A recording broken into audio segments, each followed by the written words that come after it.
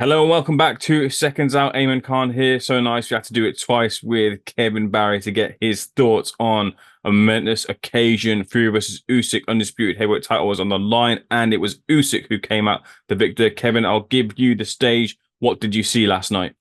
Look, a total classic. It was an incredible fight, a great heavyweight spectacle, a fight that was for all the belts. It was historical. It was for legacy. Uh, it was for the good of boxing, and we were hopeful of a classic, but we were very realistic that it might have been one of those fights where both guys sort of cancelled each other out, and it ended up being a boring fight. We couldn't have been further wrong. The fight had us on the edge of our seats. It was a fight of two halves, but it was a great heavyweight fight. And I tell you what, I think the fans cannot wait now for the rematch. It's going to be a massive spectacle and globally watched, I'm sure. But looking at the fight, Tyson Fury, I thought he did everything right early. He used his size, he used his reach, he controlled Usyk from the outside. And looking at rounds 5, 6, 7, I really thought the damage that he was inflicting with the right uppercut to the body and the chin, Usyk really looked tired. I saw him after round 5 or 6 going back to the corner. The body language wasn't good. We had never seen him look like that. He was showing the signs of a fighter who was getting broken down. Tyson at the time, with his movement and his combinations, was in total control. But we know Oleksandr Uysk has a huge heart. We know that he's very resilient. We know he always comes in shape. And we know that he's very good in fights. We talked about his IQ. We know he can make an adjustment. And this is a heavyweight fight. And we know in heavyweight fights, there's one thing that we know for sure. One punch can change the whole fight. And by God, it did. It did indeed. Just breaking down the fight a little bit more so, Kevin. Like you mentioned there, Fury was in total control. But I was quite surprised that he elected to box off the back foot a lot more when the Sugar Hill MO is to come forward. Were you surprised by those tactics from Fury? Look, I really was, and I thought the tactics for the first couple of rounds were wrong. And going backwards, look, I'll tell you what, a lot of people gave the first 2 rounds to Usyk. I split them myself. In the third round, when he started to get on the front foot and control things with his jab, his 85-inch monstrous reach from the outside, that's when things really started to happen for him. Look, mate, I had the fight. I thought I could have easily given Fury 6 of the first 7 rounds, but 2 of the judges gave him 5 of the first 7 rounds. Palermo, split the first 6 rounds 3-3. Now, come on, I can't see that. Everyone who actually knows a little bit about boxing knows that there is no way that fight was even after 6 rounds. There's no way you can have it 3-3. And this was the guy that had the scorecard, 115, 112. Look, I admit, as I said to you, I had Fury up 6-1. It could have easily been, I could have given Usyk the first 2 rounds, and it could have been, I'll accept, it could have been 5-2. But I also scored the 11th round even. 2 of the judges scored it for Usyk, 1 for Fury. And all 3 gave Fury the last round. Look, I scored the fight, and I don't usually score them. I usually score them in my head, and I can sort of work out who's winning the fight. But I thought, you may remember I said to you the other day, there's going to be a lot of close rounds in this fight, and it's going to come down to where the judge is sitting and how they view it. And there were a couple of rounds, I believe, that Usyk won in the last 5 seconds of the round by throwing a combination. Rounds I thought, okay, Fury's landed more punches this round, and right at the end, bang, one shot. And in the judge's eyes, if it's a close round and it comes down to one clean shot right at the end, that's the way they're going to score. So I thought that 114 was the perfect result. I thought it was the fair result, and I think if they had raised both fighters' hands, no one would have really complained. Hmm.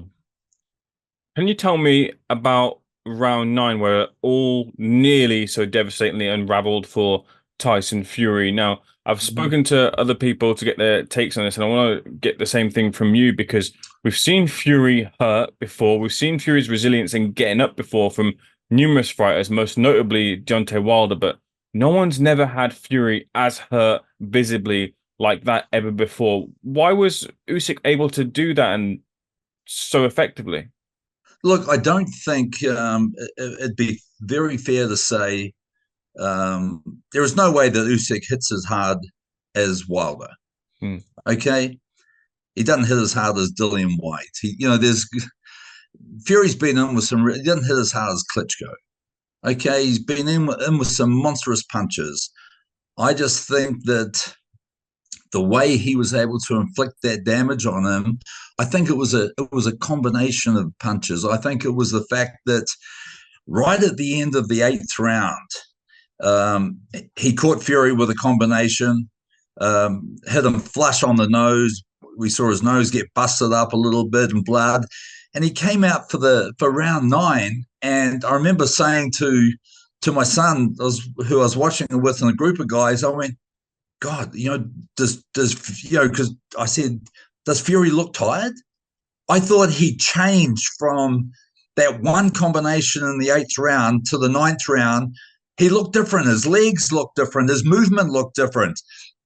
And all Usyk needed was the smell of a little bit of weakness, a change, the momentum swinging. And by God, did he dig deep and did he start putting his combinations together? And the thing was this: when Fury was able to keep him on the outside, he could hit him at will. Hmm. When he stopped throwing that jab and allowed Usyk to get into the middle zone, that's where the left hand was. That's when he could start landing his left hand. And as soon as he stopped controlling the distance, everything changed. But look, one thing that was really, really annoying for me is we heard Sugar Hill say, in a fight like this, when things get really, really tough, slip, dip, and hold. Where was the friggin' hold? We know that Fury's lights were out in that round. We know he's tough. He was going backwards. It was very, very easy for Usyk, who was throwing punches with all the momentum coming forward. When Fury was like buzzed, I think he said afterwards that that he went black at one stage on the rope. Come on, you've got to be smarter than that. You're a huge big man. Get your arms around him and hang on to him as if your life, was relying on it. And it really was. He had to hold him. There Hmm. was no holding at all.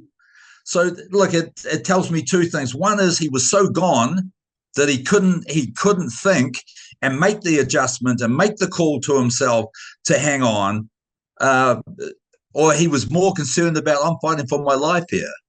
But that ninth round was an incredible round.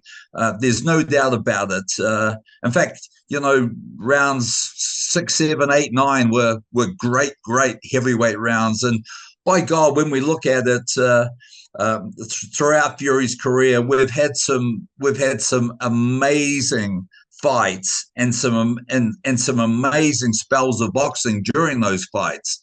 He's been now involved in some classics, and I think this is another classic.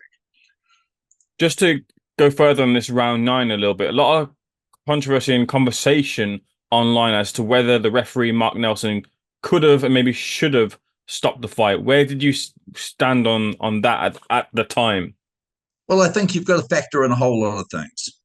We know the resilience of Tyson Fury. It's like it is well documented. He's been unconscious laying on the mat and standing back at the count of 4. look, if anyone can come back from the dead, Tyson Fury can. And let's remember, we're talking about a guy who's held all the belts. We're talking about a guy who's undefeated, 34-0-1. You have to give him the benefit of the doubt. While he is still standing on his legs, that fight continues. And we're not talking about, he never got hit with, 10 monstrous punches. He got hit with 10 solid punches from a cruiserweight who moved up to heavyweight, whose record was 22-0 with 14 KOs. Okay, he never looked like being unconscious. I think the referee, it was the only decision the referee could make. You had to give the champion, both guys are champions, but you had to give Tyson Fury the chance to recover. It was close to the end of the round. It wasn't life-threatening. It was the perfect decision. But let me share this with you. Look, we know there were times in that fight early where Tyson's team was saying, mate, put the foot down, you can get this guy out. And it really looked like that. We talked before the fight that we knew that Usyk could be hurt to the body. Tyson hurt him to the body. At one stage, he was hitting him on both sides of the body. He was landing the uppercut to the body. He was also landing that uppercut to the head. Now, when he was throwing it off the jab and when he was throwing it from the outside, off angles and moving his head, it was landing perfectly and he was in total control.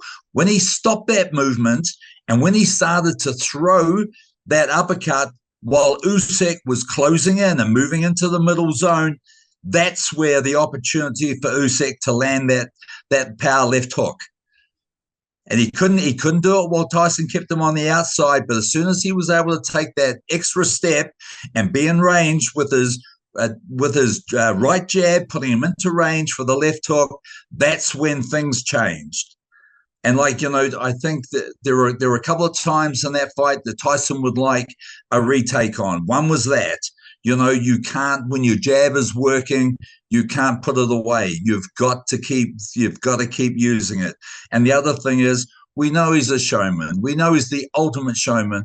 Mate, there was too much at stake in this fight for him to be clowning around. There was too much at stake in this fight for him to have his hands down. That was a total disrespect for Usyk's power. Okay? He needs to get his hands up, especially in the 9th round. When he was in trouble, pick your friggin' hands up. Don't be going backwards like a gunslinger with your hands at your sides. It was frustrating watching it. I can hear that, and that obviously comes through in the passion there, Kevin. I'm a passionate guy. I'll let you take a quick moment. What changes in the rematch? Look, you obviously have listed a little bit there as to what you'd like to see more of from Tyson Fury, but with the memories, obviously, of course, of what happened last night, fresh in our minds, do you think much changes really in a rematch if the rematch does happen? Oh, look, I think the rematch is another great fight, but I think that. Do I think both guys will improve? God, well, Fury's turning 36. Usyk's getting older. He's at the end of his career. Do both guys have improvement? It'll be hard to say. I would say both guys can make an adjustment and make changes in their game, but can they fight better? I don't know. But, we wind the clock back to the Wilder trilogy. We didn't expect that fight 3 would be the greatest fight out of the 3 of them. So, you can't write Fury off. You can't say, oh, that's him being done. Don't forget, the other thing we talked about is, the Ngannou fight, people saying, oh, he's got nothing left. He's like Deontay Wilder, he can't pull the trigger anymore. Well, watching rounds 5, 6, and 7, we know he's got a lot left. We know he's still a very skillful, big heavyweight with a great boxing IQ and a great arsenal of combinations. Like when he was putting those combinations together, it was very pretty to watch. Kevin, this has been a great conversation to be a part of. It would be a great conversation to be a part of. Thank you for speaking Seconds Out already. Again, looking forward to our next conversation. All right, my man. Much Have a great appreciated. day.